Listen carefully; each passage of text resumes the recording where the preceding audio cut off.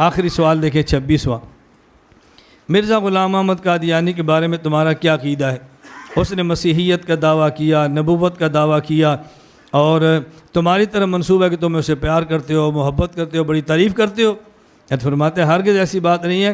مرزا قادیانی نے جب کام شروع کیا تو دین کا دفاع کرتا، اعتراضوں کا جواب دیتا، ہندو مت کے خلاف بولتا، عیسائیت کی تردید کرتا۔ ہمارے اکابر نے کہا بہت اچھا آدمی ہے، کام جو اچھا تھا، لیکن جب اس نے مسیحیت کا دعویٰ کیا یا نبوت کا دعویٰ کیا تو اس کو پھر سب سے پہلے کافر بھی ہمارے اکابر نے فرمایا ہے۔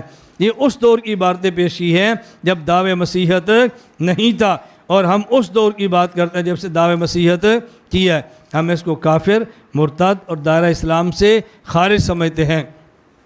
حضرت اکاڑوی رحمۃ اللہ علیہ فرماتے تھے، فرماتے ہمارے گاؤں میں ایک بوڑھا تھا، تو کچھ مرزئی آئے اس کو دعوت دینے کے لیے نا، تو 2-4 مرزئیوں نے اس کے کہا بابا جی یہ آپ کو پتہ ہے کہ عیسیٰ علیہ السلام آئیں گے؟ اس نے کہا پتر بالکل مجھے پتہ ہے عیسیٰ علیہ السلام آئیں گے۔ اصل تو بات ہے پنجابی کی پوری مزہ تو اسی میں دیتی ہے، لیکن وہ پھر بات سمجھتے نہیں، پھر اردو میں ترجمہ کرنا پڑتا ہے۔ بابا جی آپ کو پتہ ہے عیسیٰ علیہ السلام آئیں گے؟ کہا جی پتہ آئیں گے۔ اچھا تمہارا کیا عقیدہ ہے؟ بالکل عقیدہ ہے۔ تو قیامت سے پہلے آئیں گے؟ کہا جی قیامت سے پہلے آئیں گے۔ بس ہم آپ کو یہی بتانے آئے ہیں کہ عیسیٰ علیہ السلام آگے ہیں، آپ ان پر ایمان لیں، ان کو مان لیں۔